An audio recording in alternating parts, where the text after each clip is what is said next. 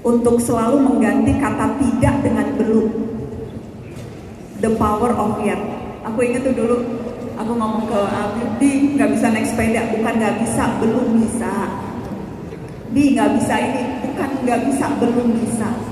So embrace that power of yet. Karena kata belum itu ada kekuatan, berarti kita menyadari kita sebetulnya bisa. We have that potential. Jadi bukannya belum bisa, bukannya nggak bisa maraton, belum bisa maraton. Bukannya nggak bisa ngedit Adobe Pro atau yang canggih-canggih, belum bisa, lagi belajar, ya Allah ribetnya. Terima kasih Mbak Ira. Assalamualaikum warahmatullahi wabarakatuh. Waalaikumsalam warahmatullahi wabarakatuh. Tadi Mbak Ira bilang kan nervous. Aku bilang sebetulnya harusnya ini two-way conversation. Jadi aku juga boleh dong nanya-nanya ke Mbak Ira ya. Kita saling sharing dong. Most powerful woman in Indonesia, masa nggak di-share kan? Kita sharing-sharing. Mau belajar. Karena aku merasa aku bisa sampai begini-begini, bisa diundang duduk barengan, itu justru karena aku banyak belajar dari orang-orang hebat. Profesiku tuh memungkinkan aku bertemu dengan orang-orang yang nggak biasa dan orang-orang luar biasa. Jadi sayang banget kalau udah duduk sama. Nggak apa-apa. Tadi pertanyaannya momen yang terberat. Kalau dalam hidup dan perjalanan karir kali ya Mbak ya. Jangan terlalu pagi-pagi udah curhat masalah hidup ya. Kalau karir mungkin ada dua momen Mbak. Momen pertama ketika saya memutuskan untuk mengiyakan tawaran bikin program dengan embel-embel nama sendiri, Mata Najwa. Itu ketika itu berat karena takut ada embel-embel nama di belakang program. Itu tuh bikin jadi luar biasa nervous karena khawatir kalau program ini gagal, apakah itu artinya yang gagal Najwanya, karena Mata Najwa. Kalau program ini nggak laku, apa artinya Najwa yang nggak laku? Kalau nggak ada yang mau sponsorin, apa artinya Najwa yang nggak menarik? Jadi itu ada beban dan takut ketika harus bikin program dengan embel-embel nama sendiri. Itu yang mungkin momen pertama tuh Mata Najwa 14 tahun yang lalu. Sempat nunda-nunda berkali-kali. Waktu itu Metro TV pertama yang bikin program dengan ada atribusi nama anchornya di belakang atau di depan. Sebelumnya TV-TV lain belum tuh. Di Amerika sih sering Larry King, Oprah. Tapi waktu itu Metro yang pertama-tama jadi pioneer. Ada King Andy, ada Alvin, Just Alvin, ada British Travel Guide, baru kemudian ada Mata Najwa. Jadi saya bolak-balik waktu itu, nanti deh mau sekolah dulu, nanti deh mau ini. Sampai akhirnya kehabisan alasan untuk nolak, dan akhirnya bikin Mata Najwa. Dan bener kan, bikin Mata Najwa awal-awal gagal Mbak Ira. Gagal, dan saya sempat berpikir, ya udahlah selesaiin 13 episode terus udah. Karena ya itu, susah bikin program sendiri, membuat diferensiasi antara satu program dengan program yang lain. Zaman dulu belum sebanyak sekarang, tapi itu pun sudah susah gitu. Jadi ada banyak hal yang harus dilakukan sampai kemudian Mata Najwa bertahan. Gak pernah nyangka sih sekarang udah mau 14 tahun gitu ya Mata Najwa, 14 tahun Mbak. Jadi itu mungkin yang pertama momen itu. Yang kedua momen terberat juga ketika memutuskan jadi entrepreneur, bikin narasi. Saya tuh Metro tuh perusahaan pertama saya Mbak. Saya nggak pernah kerja di tempat lain selain di Metro. Pernah di RCTI magang 3 bulan.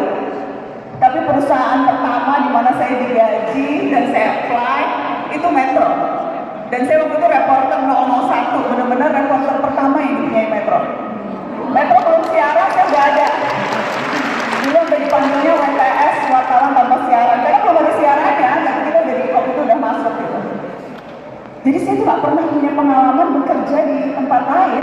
Tapi itu Mbak, waktu mau bikin narasi tuh, aduh, gue turun 5 kilo, rambut rontok, gak bisa tidur. Karena, lagi-lagi karena takut memulai sesuatu yang baru.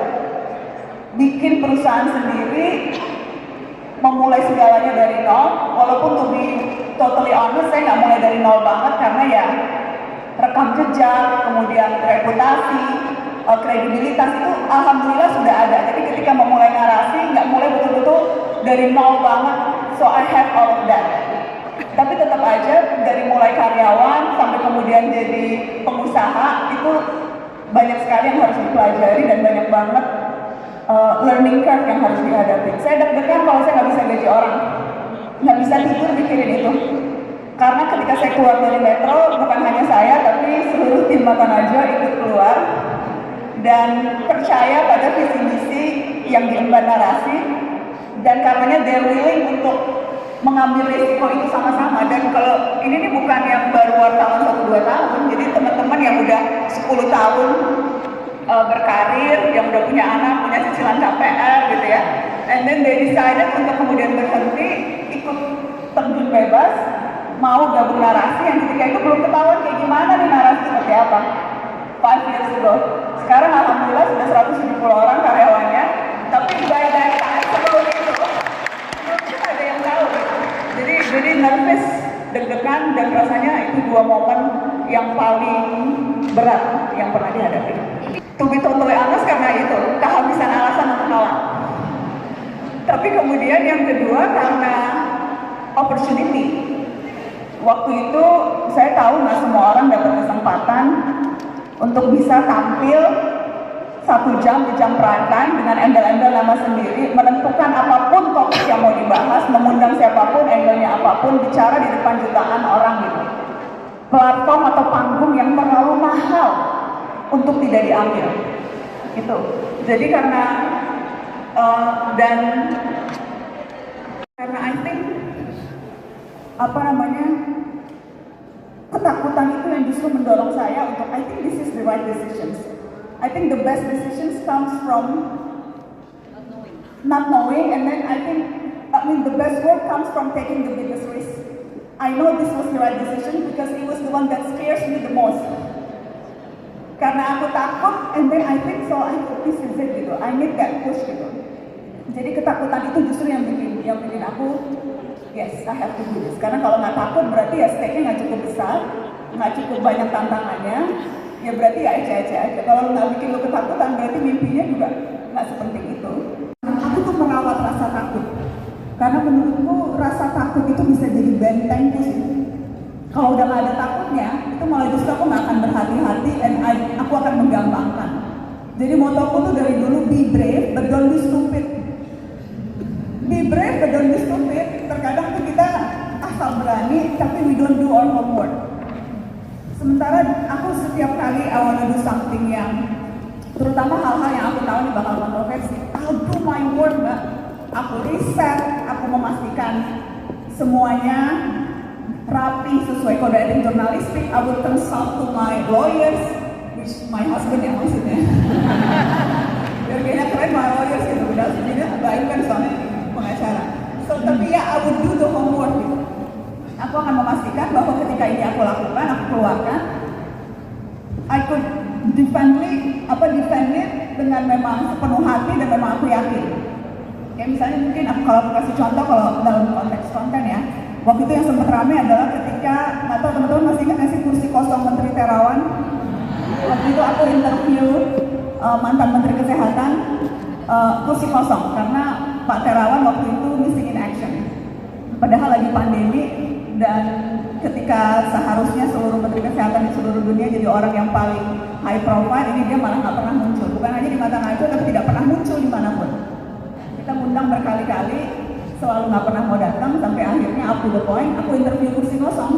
Jadi kosong itu aku di sini dan I ask him question supposedly. Dan itu heboh, viral, rame, dan itu backlash juga luar biasa besar. Dan juga backlashnya dari teman-teman sesama wartawan. Tapi before we do that, itu tuh prosesnya udah panjang banget. Aku melihat aku ke Dewan Pers memastikan ini clear secara jurnalistik, aku ke LBH Pers. Sebelum itu tuh aku memastikan semua surat menyurat dan semua komunikasiku dengan tim dengan Pak Terawan memang jelas, dia selalu nolak hadir. Dan aku melihat memang ini pertama kali di Indonesia waktu itu. Tapi CNN udah melakukan itu, BBC udah melakukan itu, media-media di negara yang demokrasinya jauh lebih matang sudah melakukan itu. Itu baru pertama kali di Indonesia, iya. Tapi I think itu perlu dilakukan. And I don't wanna claim anything, tapi setelah itu kan terus kemudian reshuffle diganti, Menteri Kesehatannya baru, dan sekarang alhamdulillah pandemi sudah jauh lebih terkontrol, dan Indonesia salah satu negara yang bisa paling bangga disebut bisa mengatasi pandemi loh. Iya loh. Kita sekarang nggak perlu pakai masker. And I think one of the reason adalah karena pergantian kebijakan kebijakan dan juga orang yang mengeksekusi kebijakan-kebijakan itu, Pak Menteri BGS. So ya waktu itu backlash-nya besar gitu ya. Tapi itu, I was brave, tapi I was not stupid at that time, Mbak, karena I did all my work. Jadi sebetulnya kuncinya di situ sih, kuncinya di situ. Karena aku kan urusannya urusan publik ya, apapun yang aku bahas, aku bicarakan, itu pasti isu-isu kepublikan. Yang pasti pro kontra, pasti ada yang nggak setuju, ada yang setuju gitu. Apalagi hari-hari ini di tengah masyarakat yang begitu terpolarisasi, di mana orang kalau udah percaya satu pendapat akan merasa pendapatnya lah yang paling benar begitu ya, dan akan sangat vokal terhadap pendapatnya itu. Jadi kalau aku terlalu dengerin apa kata orang, Mbak, aku nggak bisa kerja karena pasti you would have different opinions. Setuju apa nggak Israel tanding di Indonesia pada kemarin pas ramai-ramai Israel datang atau enggak gitu ya?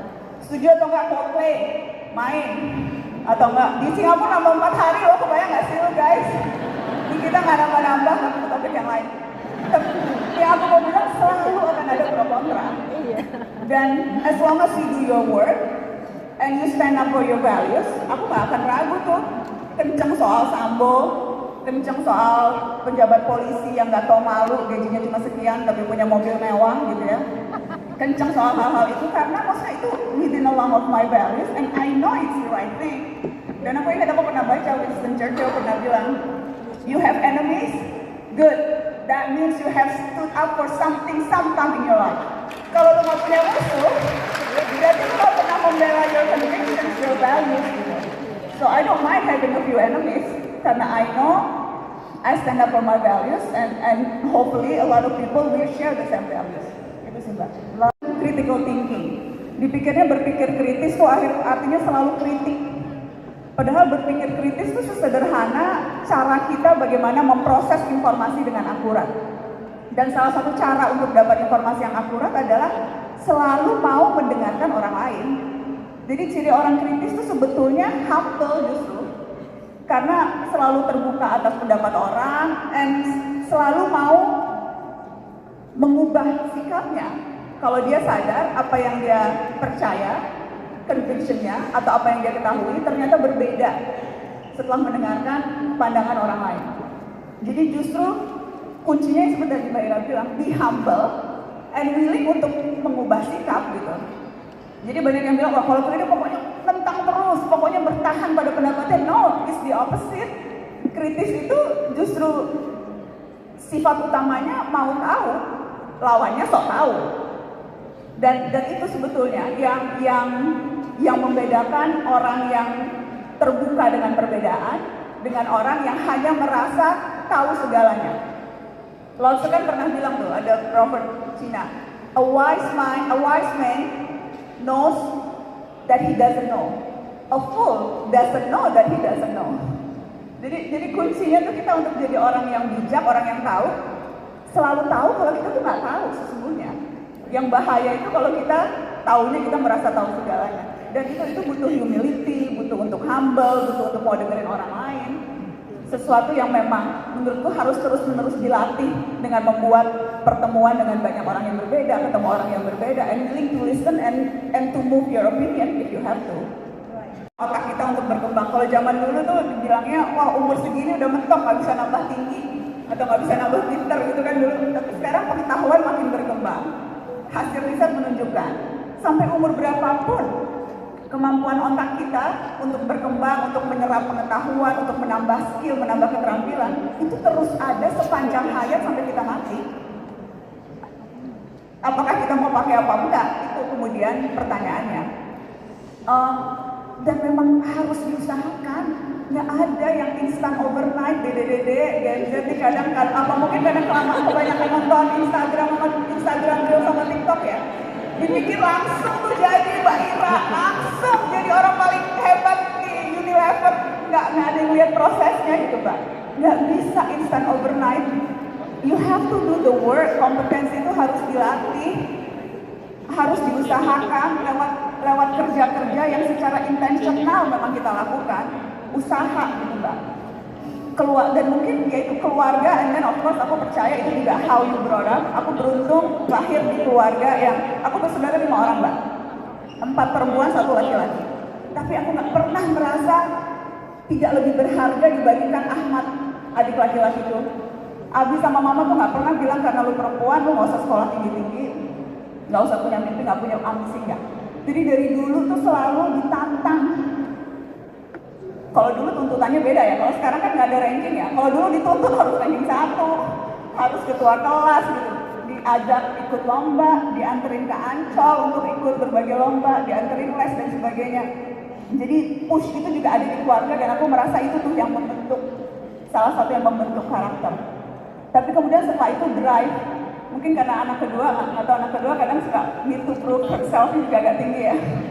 Kadang ada tuh sindrom anak kedua, jadi pokoknya harus lebih baik dari Kaela, kata aku. Harus ini, harus ini. Jadi ada juga tuh drive internal itu. Tapi selebihnya karena memang diusahakan. Mau datang untuk dengerin orang ngomong politik. Jadi waktu itu yang dijual Just Alvin, yang memang bawanya artis-artis, musik-musik gitu ya. Karena kayaknya orang mau datang kalau ada artisnya deh gitu. Tapi waktu itu aku dari dulu tuh percaya, one of my goals, gitu, one of my mission adalah bikin anak muda tertarik politik. Dimanapun dan apapun yang aku lakukan. Ketika pertama kali bikin Mata Najwa juga itu di situ. Ketika bikin narasi juga aku mau anak muda tertarik, mau turun tangan, terlibat dalam berbagai urusan publik di negeri ini. Jadi misiku tuh selalu seperti itu. Dan ketika itu banyak yang bilang, wah enggak lah kalau ngomongin politik yang datang dikit. Nah, aku ingat pertama kali kita bikin Mata Najwa Roadshow di Palembang waktu itu, kita bikin di kampus, itu penuh banget sampai akhirnya kita harus bikin di luar-luar, nambahin TV-TV. Jadi yang 35.000 waktu itu di Jember kita bikin di stadion bola 35.000, di Malang waktu itu 25.000. Jadi memang notion bahwa anak muda nggak peduli negeri, nggak peduli politik. Aku berani debat 7 hari 7 malam sama orang yang bilang anak muda nggak peduli politik, karena yes, they do peduli pada isu-isu publik. Cuma gimana caranya kita meyakinkan mereka politik itu bukan hanya ribut-ributnya elit. Politik itu berbagai kebijakan publik yang berpengaruh di setiap kehidupan kita gitu. Dan itu selalu jadi misiku sejak awal tuh, bikin anak muda mau tertarik bicara soal isu negeri. Itu salah satu ini. Aku tuh selalu bilang, if you don't ask, you don't get. Kalau lu nggak minta, lu nggak akan dapat. Dan itu tuh selalu jadi, setiap kali meeting sama aku selalu bilang, pokoknya lu datang bawa minimal 5 ide baru. Lu presentasi, dan nanti orang yang paling kencang kritik presentasi lu akan buat team up, dan lu berdua yang harus mewujudkan atau mengeksekusi ide itu. Jadi we have to create a system yang membuat orang memang akan, karena orang tuh pada dasarnya takut penolakan. So you don't ask, karena takut rejection. Tapi if you don't ask, you won't get. Aku ingat aku pernah baca buku tuh Warren Beatty, waktu itu pernah ditanya di salah satu interview. Karena kan he always have this affair with the most beautiful woman in the world. Interviewernya nanya, how do you get this woman to wants to spend time with you? Terus dia jawab, I always ask them whether or not you'll sleep with me. Terus what's their response? Dia jawab, well, I get slapped a lot, but I also get yes a lot. So I think that's the, bukan necessary analoginya ngajak cewek tidur ya guys, tapi maksudnya I think that's advice in life in general. If you don't ask, you don't get. Kalau lu nggak nanya, kalau lu nggak minta, lu nggak akan dapat kesempatan. Dan kalau lu nggak buka kesempatan itu, lu berarti menutup peluang untuk dapat keberhasilan atau kesuksesan. Karena memang wajar, nggak enak ditolak. Orang takut nanya tuh karena nggak mau ditolak. Karena kan rejection itu kan kayak melukai hati ya. Aduh, kalau nanti gue ditolak gimana? Kalau nanti gue dibilang terlalu ambik gimana? Kalau ide gue dibilang gila gimana? Jadi ada banyak fear tuh di otak kita. Jadi untuk nanya aja nggak mau. If you don't ask, you don't get. Dan gini aja deh misalnya, ada untuk bikin satu ide baru gitu ya. Jadi misalnya you have to have like hitungan matematikanya 16 ide bagus untuk satu ide lu disetujui. Dari satu ide disetujui gitu misalnya ya, itu ada berapa banyak yang kemudian idenya di-approve budgetnya. Dari yang di-approve budgetnya ada berapa banyak yang klien juga suka gitu. Berarti in order to get one ideas work, you have to at least have 16 ideas. Kalau mau dapat 2 ide yang kemudian bisa dieksekusi, 32 ide. Dan sebagainya, jadi ada hitungan matematikanya. So, just ask. Kenapa sih kalau ditolak, ditolak yang paling kayak bank sementara.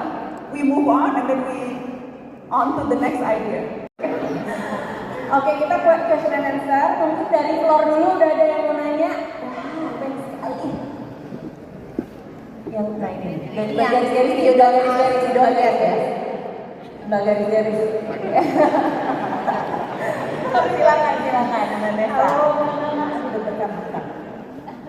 Aku ngefans banget sama Mbak Nana. Jadi Oke. Menurutku di antara sebegitu banyaknya strength-nya Mbak Nana, salah satu yang paling keren adalah cara Mbak Nana storytelling. Jadi mungkin nyambung ke tadi kayak anak muda sampai mau dengerin tentang politik atau apapun, aku kayaknya kalau Mbak Nana ngomongin apa aja aku juga mau dengerin gitu. Itu kan suatu skill banget ya storytelling. Dan kalau misalnya kita lagi, aku nyambung ke kerjaan gitu ya, kalau di meeting atau kalau lagi debat sama bahkan misalnya sama global-global gitu ya, I think a lot of the time we need to have really good storytelling. Kalau dari Mbak Nana, gimana sih caranya bisa develop itu, dan mungkin apakah itu dari kecil atau kita sekarang juga masih bisa develop that skill?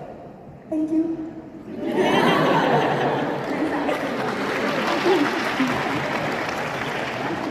Ya langsung aja Mbak Nana dijawab. Ini sering banyak ditanyain soal naratif, soal kemampuan storytelling. Pasti banyak juga yang sebetulnya pengen dengar dari Mbak Nana seperti apa. Karena aku dari kecil suka baca buku. Aku dari kecil itu I love reading books. Aku nggak tahu sih, kemarin tuh baru Bobo terbitin 50 tahun. Ini ya sih. Aku dari kecil tuh setiap hari Kamis nemuin Bobo. Bacaannya tuh Mallory Towers, St. Clair, 5 Sekawan, di tahun umurnya ya. So I love reading books gitu. Aku sedemikian tuh sampai di rumah. Aku tuh ingat waktu aku kelas 4 SD tuh aku sampai punya perpustakaan di rumah. Karena saking banyaknya buku, nyewa-nyewain buku gitu. Dan sampai sekarang gitu. So I think untuk jadi penulis yang baik, untuk jadi storyteller yang baik, harus jadi pembaca yang tekun. Rumusannya tuh 3:1. Jadi 3 kali yang kita konsumsi untuk bisa mengeluarkan 1 kali yang bisa kita produksi atau kita hasilkan.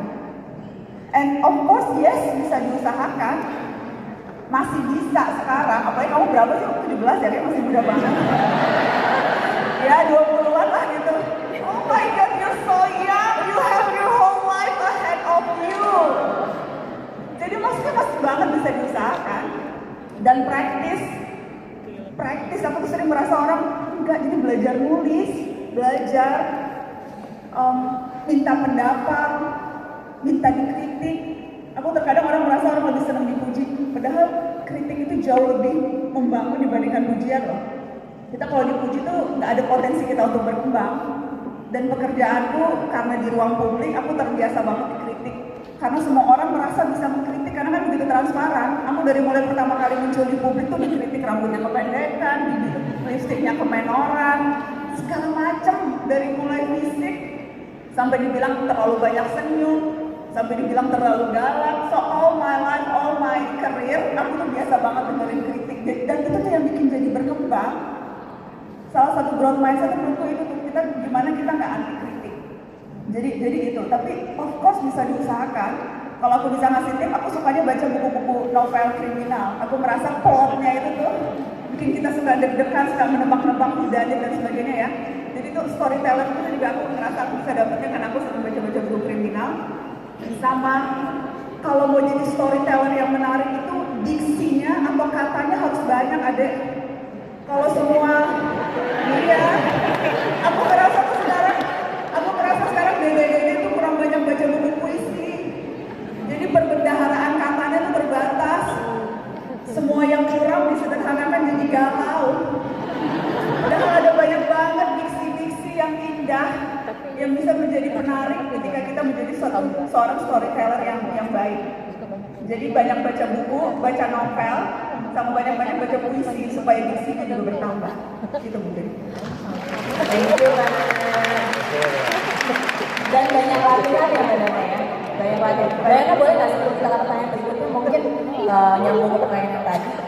Mbak Nana boleh ceritain nggak sedikit setiap kali Mbak Nana lagi persiapan nih mau tampil, itu kan banyak mau storytelling tuh. Apa yang Mbak Nana lakukan untuk bisa siap Aku ngasih contoh mungkin wawancara terakhir sama Chris Martin ya. Ya, boleh. Mas Chris, aku kayak berhubungan gitu. Iya mbak, aduh kayaknya wibawaku hilang banget di wawancara itu. Nggak ada wibawa sama sekali. Nah tapi aku mau aku kasih ilustrasi gini. Jadi di hari itu, Mas Chris itu wawancara ke masih tetap mbak. Jadi akan ngasih kesempatan wawancara cuma satu media per satu negara, tapi dia wawancara kayak sweeping ke negara-negara yang dia akan tur. Jadi sebelum aku tuh dia wawancara sama Australia, sempat wawancara sama Malaysia, sama Taiwan, pokoknya hari itu tuh gitu. Dan dari awal dibilangin cuma dapat 10 menit ya, wawancaranya via Zoom pula gitu. 10 menit via Zoom dan pagi-pagi buta karena di Indonesia kan beda kan dia di LA Mbak. Jadi bedanya ya di sana jam 5 pagi, kita jam 6 pagi. Jadi gue dari jam 3 udah nyatok rambut tau gak sih? Jam 3 udah siap. Tapi aku mau bilang gini, ketika itu tuh oke cuma dapat wawancara 10 menit.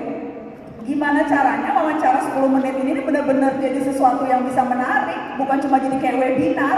Kebayangkan wawancara itu jadi kayak webinar doang loh. Jadi maksudnya kita tuh, aku sama tim rapat, ya pokoknya ini harus dibikin, pertama harus dibikin personal, harus dibikin seolah-olah tuh dia ada di depan lo, walaupun misalnya dia cuma jarak jauh. Jadi kita pikirin segala sesuatunya. Oke, settingnya berarti harus setting seperti rumah. Jadi ceritanya lagi bertamu di rumah, makanya lah gue pakai kursi pink itu dengan setting rumah dan sebagainya. Kemudian jangan cuma di komputer laptop ini, tapi betul-betul harus TV. Jadi seolah-olah adep-adepan. So we think of everything gitu. Dari mulai setting sampai kemudian juga aku tahu nih, kayaknya kalau cuma one on one nggak dapat deh vibe-nya. So I ask seluruh tim Mata Najwa untuk pagi-pagi subuh itu juga datang di situ. Dan akhirnya tuh di ruangan itu tuh di studio kita tuh ada kayak kurang lebih 50 orang. Dan di mana-mana tuh aku tahu nature orang kalau dia ngomong ditonton orang pasti showmanship-nya tuh lebih keluar gitu. Karena kan dia akan berusaha untuk dia tahu bukan cuma ngomong sama satu orang. think from his side of mind. Yes, aku tahu dia kalau dia tahu ditonton banyak orang pasti dia akan lebih Dibandingkan berdua aja. hanya berdua gitu. Jadi dari awal tuh aku udah bilang, our studio is full with people, cannot wait to meet you. Jadi langsung dari situ kita udah memperkirakan, oke terus nanti langsung kameranya shot out ya, biar si Chris nih juga melihat nih lagi rame. Tepuk tangan. Nah dari awal itu tuh berarti vibe-nya tuh udah vibe beda karena dia kayak lagi ngomong sama banyak orang. Itu latihan 2 hari sebelumnya, Bo. Yang fals out ganti gitu. Harus kejam gitu kalau mau masuk. Mungkin a week ya, Mbak. Karena kita tahu dapat kepastiannya seminggu sebelumnya. Tapi ya iya kayak di akhir pun kita juga kita mau nunjukin kan biasanya kan kita minta dia nyanyi. Enggak, dia udah keseringan diminta nyanyi. Sekarang gantian kita yang nyanyi ke dia. Itu pun pilih lagunya lama, lagu Fix You aja gitu kan. Tapi lagu Fix You itu terlalu yang slow gitu, Fix You nggak seru, harus yang gitu. Dan we practice beforehand. Sebelumnya tuh udah gladi resik gitu. Tapi and then at the end akhirnya nggak jadi cuma 10 menit, dia dapat 15 menit. Dan kemudian terakhir tuh manajemen banknya bilang dari sekian banyak wawancara hari itu dia paling happy, paling senang sama wawancara Mata Najwa. Sometimes if you're lucky, tapi kan kita nggak mau bet on that ya Mbak, kan we want everything that we do itu perfect gitu ya. Secara Virgo perfeksionis. Waalaikumsalam. Selamat pagi Mbak Nana, Bu Ira. First of all, thank you very much for these sessions and the good positive vibes in this Monday morning. So thank you. Terus Mbak Nana juga makasih banyak sharingnya karena ini membuat setidaknya saya berpikir bahwa ternyata Mbak Nana juga manusia. Selama ini sih kita pikir Mbak Nana itu superhuman gitu. Pertanyaan saya mungkin apply to both Bu Ira sama Mbak Nana. Given that tadi Mbak Nana bikin narasi juga ada perasaan takut pada saat wawancara yang terkait itu ada pressure. Saya juga pernah nonton yang Mbak Nana terkait sama atur skor judi bola kan sampai ditanyain tuh Mbak Nana tuh mana kasih kita source dan segala macam. How do you keep your mental health safe sebenarnya? Karena given all of the pressures, I believe itu kan pasti ada pressure banget. How do you maintain your mental health? Karena pada saat kita buat growth mindset, I believe it's need good mentality as well. Thank you. Assalamualaikum warahmatullahi wabarakatuh.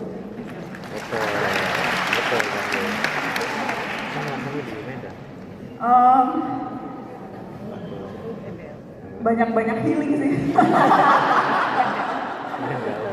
Dan healingku tuh sederhana banget. Healingku tuh dasaran, pesen pisang goreng Jakarta sama nonton Netflix dan nggak ngapa-ngapain gitu maksudnya. Tapi you have to find something yang bisa bikin relax. And it could be anything. Kalau buat aku, relax itu di rumah. Karena aku sering banget di luar rumah, sering banget weekend nggak di rumah, keluar kota dan sebagainya. Jadi buat aku tuh relax itu kalau aku bisa di rumah seharian, dasteran, nggak ngapa-ngapain, cuma just enjoy myself. And aku melakukan itu gitu. So you have to find a way untuk bikin kamu relax gitu. Sama ya, aku selalu punya kayak mantra atau obat tertentu yang aku bawa kapanpun gitu. Jadi pada saat kalau aku minyak kayu putih mbak. Jadi kalau di studio atau di mana, oh ini pasti Nana lagi deg-degan kalau udah bawa minyak kayu putih. Tapi maksudnya you have to find your ini sih remedinya apa gitu. Sama diajarin Abi banyak-banyak baca sholawat karena sholawat itu menenangkan banget. Sama Alam Nasrah itu juga surat yang selalu diulang-ulang. Jadi harus nemuin cara yang bisa bikin tenang, sama cari cara di mana bisa healing. Dan healingku yang kayak tadi udah happy, kesian banget happy makan pisang goreng sama tiduran aja itu udah happy. Ini untuk orang-orang biasa, ya seperti kita ini gitu, netizen ini. Gimana sih biar bisa bersikap berani untuk memperjuangkan hal yang benar? Jadi kita tuh, maksud dia biasa adalah kita nggak punya privilege secara background, background material dan networking.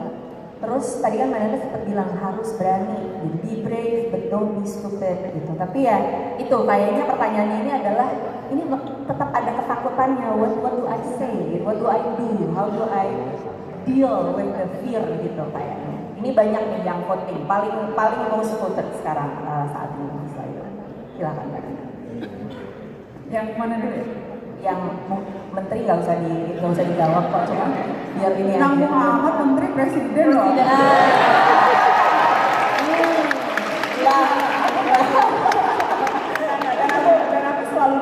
aku selalu bilang aku merasa terkadang tuh orang terutama orang Indonesia ya gitu atau kita secara umum ya merasa jabatan itu bisa menyelesaikan banyak hal. Maksudnya tuh certain extent iya sih jabatan akan bisa membuat kita melakukan banyak hal, tapi nggak banyak banget orang yang tanpa embel-embel jabatan bisa berguna buat orang lain. Ada banyak sekali, sementara ada banyak sekali orang dengan jabatan nggak berguna, mohon maaf nih. Dari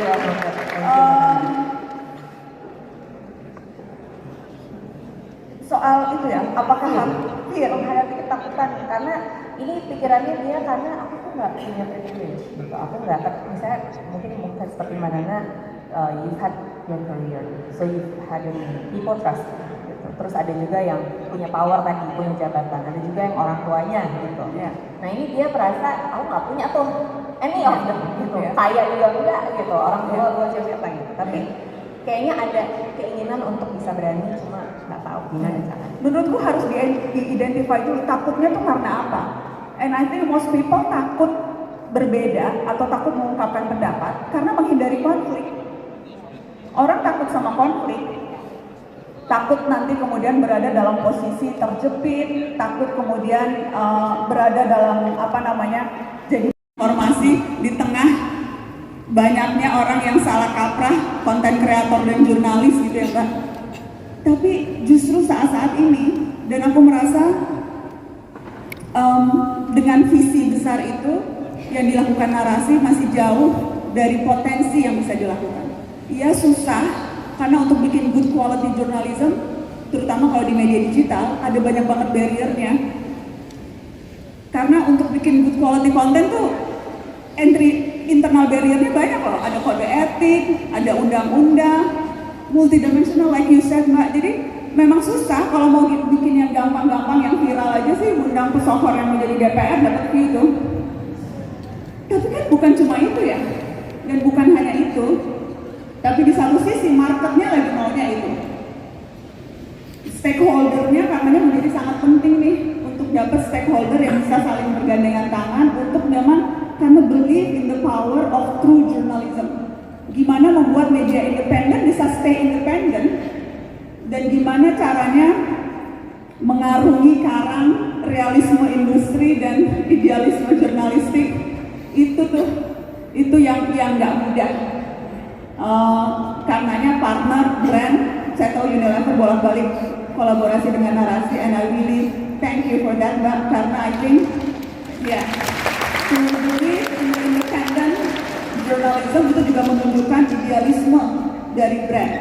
Karena brand tahu kliennya juga akan appreciate keterbukaan informasi, transparansi, dan memang values yang selama ini dipercaya both of independent media dan juga brand sekuat dan se-powerful Unilever.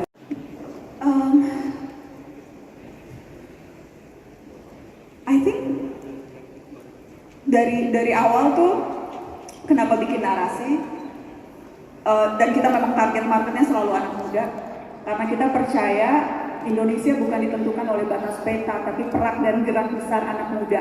Karenanya fokus audiensnya ke sana. Kita bukan cuma bikin konten, tapi kita juga kelola komunitas.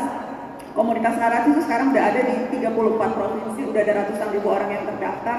Jadi kita percaya bukan hanya konten, tapi konten itu harus diejawantahkan atau harus diturunkan lewat karya-karya nyata di akar rumput, karena kita punya komunitas di seluruh Indonesia dan kita banyak kolaborasi dan bikin event. Jadi of course Narasi is still very young, 5 tahun. Hopefully keinginanku adalah jadi semakin besar supaya reach-nya juga semakin luas dan semakin banyak anak muda yang tergerak dan mau sama-sama turun tangan berpartisipasi untuk bangun negeri ini. I know it sounds kayak normatif atau it sounds like terlalu idealis, tapi that's what I've been working all my life gitu. Aku ingat tuh dulu Mata Najwa di Metro. Sejak awal tuh aku maunya pokoknya Mata Najwa harus buat anak muda. Dan itu susah banget di Metro TV karena Metro TV kan audiensnya kan 40 tahun ke atas, Mbak. Yang nonton pensiunan, om-om, sama supir taksi. Aku ingat tuh dulu waktu aku zaman di Metro, Mbak Ira tapi exception, bukan normalitas. Aku ingat banget tuh dulu yang nyapa aku waktu masih di Metro, paling supir-supir Bluebird tuh. Tapi kemudian sejak sekarang di digital, banyak anak muda dari SMP di Indomaret juga nyapa, jadi udah lebih luas gitu. Yang aku mau bilang dari dulu tuh pokoknya maunya untuk anak muda. Ketika dulu Metro TV selalu anggun kan pakai elang, logonya emas warna biru. Mata Najwa ketika muncul tiba-tiba kotak-kotak gitu. Terus ngajaknya Raditya Dika bikin parodi. Itu juga yang bikin 13 episode pertama Mata Najwa jeblok karena nggak nyambung antara audiens yang aku sasar dengan audiens yang udah ada gitu. Tapi memang dari dulu pokoknya gue maunya anak muda gitu, incernya anak muda. Jadi it's been in my Allah ya, insya Allah. Oke, sekarang kita ke floor lagi. Siapa? Oh, sebelah sini belum nih. Coba baju putih, maaf, sebelah baju hijau. Silakan. Yang, oke, ya nanti abis itu Jinet. Ya. Silakan. Terima kasih kesempatannya, Mbak Najwa. Terima kasih sudah join di sini. Pertanyaan saya tadi masih soal fear. Tadi kan Mbak Najwa bilang justru buat Mbak Najwa fear itu jadi boost ya untuk going forward. Pertanyaannya adalah gimana kita kontrol fear kita, karena mungkin di beberapa orang selain takut karena privilege nggak ada atau sebagainya, itu justru hinder kita untuk going forward atau having growth mindset. Gimana kita kontrol atau balancing the fear itu supaya kita nggak insecure, karena kan contohnya kayak tadi small kecil ya, kita baru mau nanya ragu-ragu tuh kayak bukan saya ya gitu. Gimana sih fear itu justru tetap ada sebagai boost tapi nggak hindarin kita untuk going forward. Terus kalau boleh pertanyaan kedua, Mbak Najwa ke depannya ada tendensi untuk join ke dunia politik nggak sebagai pelaku politik? Terima kasih. Silakan Mbak Nana. Aku biasanya ada sounding board, apalagi untuk keputusan-keputusan besar gitu ya misalnya. So I have my tribe, suamiku, keluarga, suamiku yang lawyer itu Mbak, lawyerku, sama I have my friends yang udah ngikut, yang udah bareng aku udah sejak lama gitu. So you have to have that sounding board, you have to have that tribe gitu. Itu tuh biasanya yang akan bisa jadi pengingat, sekaligus juga yang bisa jadi push. Lu lebay banget sih, nggak apa-apa kali gitu doang gitu kan, we need that sometimes. Atau terkadang kayaknya emang tunggu dulu deh, nah mungkin kayaknya lu harus ngelakuin ini dulu deh sebelum lu ngelakuin yang itu. So you need to have that orang-orang yang dipercaya yang memang bisa jadi sounding board untuk ngambil keputusan. Tapi mumpung masih muda, jangan kebanyakan takut masih muda. Justru masih muda, takut malunya gengsinya dihabisin sekarang. Anak muda tuh daripada tua berkuasa malu-maluin. Iya kan? Jadi anak muda habisin resiko gagalnya sekarang, habisin tuh kuota gagalnya sekarang. Jadi nanti tinggal nambah kuota berhasilnya. Karena masih belum punya tunggakan macam-macam harusnya, belum punya, ya kan harusnya ya. Ya tapi nggak sebanyak bayarin sekolah Izat ke London gitu mbak. Dan maksudnya bebannya belum terlalu banyak. Nanti makin tua makin banyak pertimbangan adek. Iya kan? Makin tua makin omongan orang tua lah, pikirin mertua gimana, omongan tetangga lah yang harus dipikirin. Mumpung sekarang bebannya belum terlalu banyak hal-hal yang bikin kita jadi mikir dua kali. Ngapain takut? Emang kalau gagal kenapa? Ya udah coba lagi. Emang kalau diketawain kenapa? Ya paling juga lupa. Terkadang tuh kita ngerasa orang tuh mikirin kita banget. Terkadang kalau kita salah tuh kita ngerasa, itu dia pasti masih mikirin. Orang udah punya kehidupan sendiri kali, udah kagak ada yang mikirin kecuali lo gitu. Kadang tuh kita mikirin banget apa kata orang, kegeeran, dipikir orang mikirin kita juga. Enggak, ada yang mikirin lo. Jadi ngapain lagi? Ya kan? Jadi gitu, coba aja. Kalau gagal kenapa? Ya coba lagi. Gak ada yang inget gue, inget cuma gue. So try your hardest.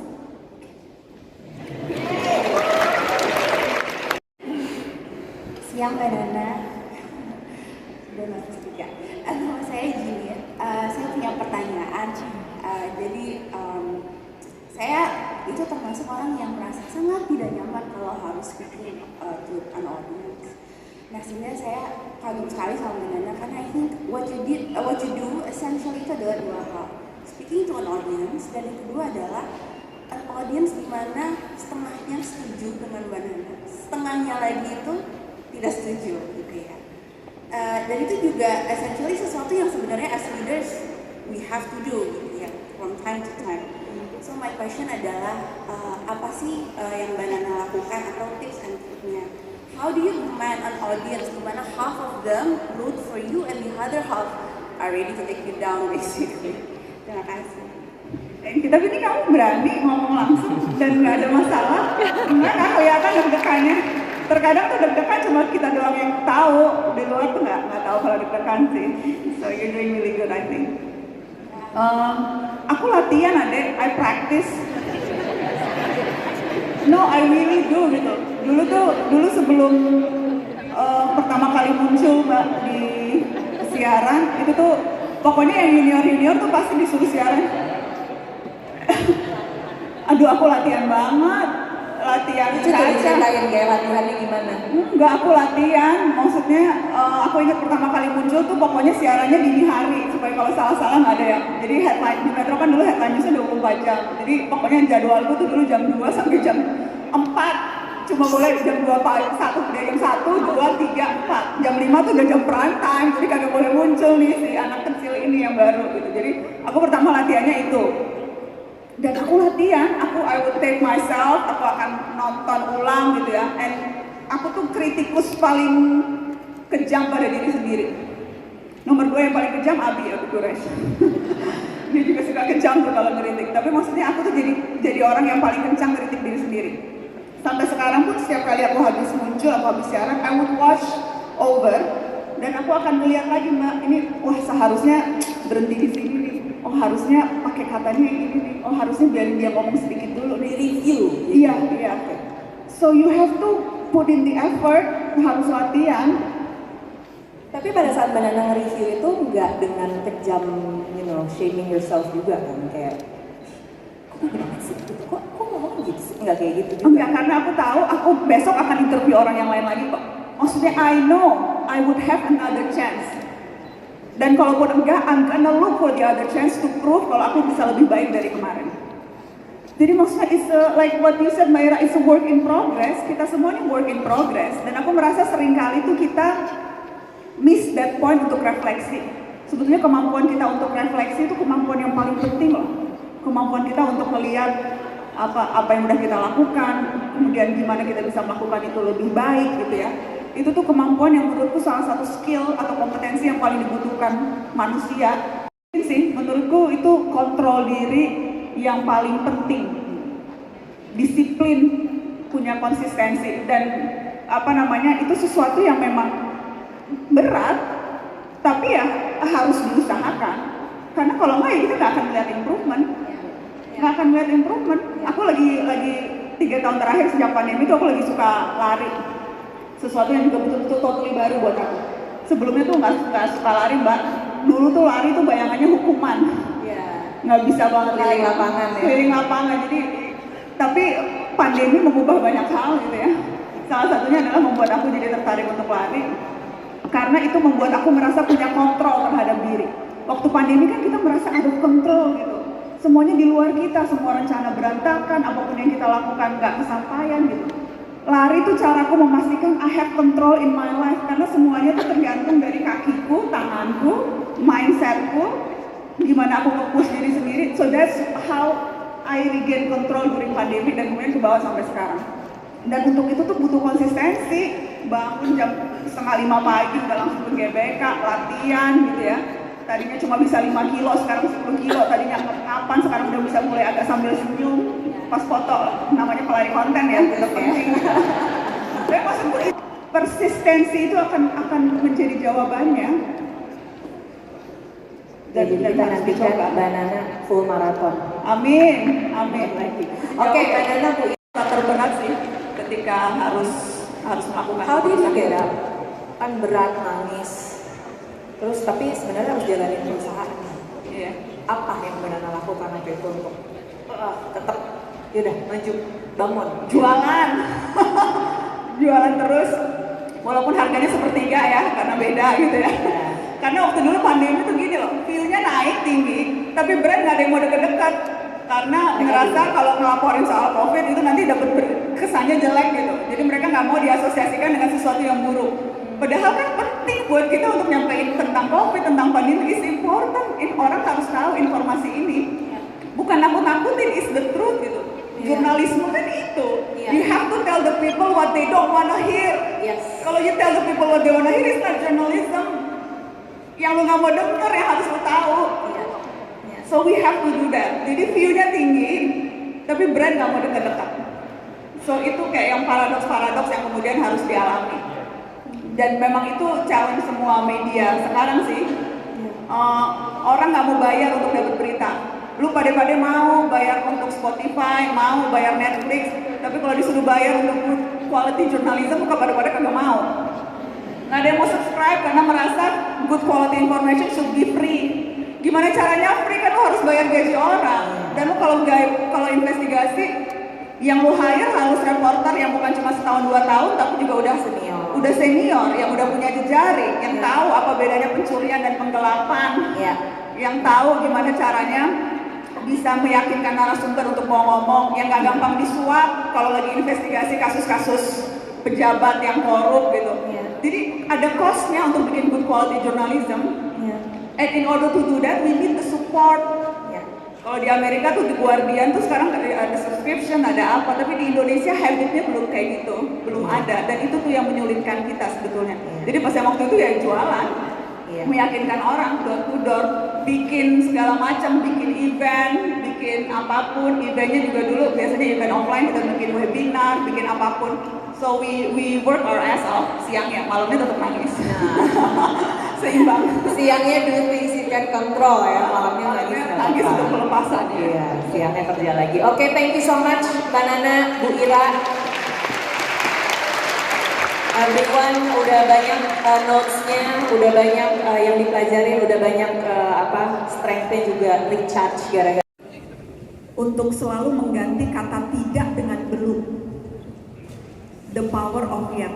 Aku ingat tuh dulu, aku ngomong ke Bi, nggak bisa naik sepeda, bukan nggak bisa, belum bisa. Bi, nggak bisa ini, bukan nggak bisa, belum bisa. So embrace that power of yet. Karena kata belum itu ada kekuatan, berarti kita menyadari kita sebetulnya bisa. We have that potential. Jadi bukannya nggak bisa maraton, belum bisa maraton.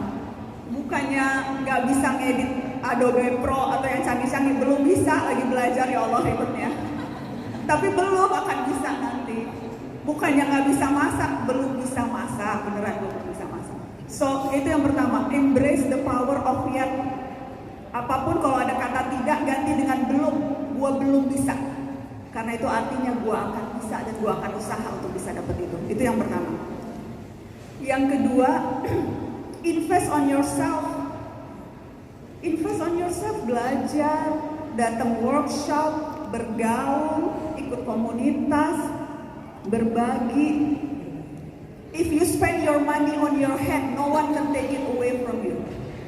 An investment in knowledge always pays the best interest. Jadi invest on yourself. Keluarin duit. Lu mau ngeluarin 4 juta buat nonton Coldplay, masa lu kagak mau ngeluarin untuk bayar subscription? Narasi sih belum subscription sih sekarang, cuma nanti misalnya. Atau langganan jurnal, sekarang pun jurnal banyak yang gratis kok gitu. Atau lu ngeluarin duit untuk beli buku, atau lu ngeluarin duit untuk traveling ke pojok-pojok Indonesia, pelosok-pelosok tuh, supaya bisa ngeliat Indonesia bukan cuma Jakarta. Liburannya nggak usah ke Singapura, liburannya ke NTT. Invest on yourself, on making experience, making new people, and gain knowledge. Itu yang kedua. Dan yang ketiga, ini dipesanin Abi, toleransi diri sendiri. Have compassion to yourself. Kita tuh kadang mentoleransi teman kita yang nyebelin, tapi sama diri sendiri kita nggak mentoleransi. Kita kejam pada diri sendiri. Setiap kali ada kesalahan, kegagalan, kita nyala-nyalainnya diri sendiri. Dan ini tendensi yang ada pada perempuan loh, Mbak Ira. Aku baca tuh penelitiannya, kita tuh perempuan kalau misalnya kita nggak berhasil menyelesaikan satu tas atau satu kerjaan gitu ya, we tend to blame ourselves. Aduh, dosa gua apa ya Allah? Ini emang gua orangnya bodoh banget, emang gua orangnya nggak kompeten. Kalau laki-laki kalau nggak berhasil pada satu hal, itu mengatribusikan ketidakberhasilannya itu pada faktor eksternal. Emang marketnya lagi jelek ini.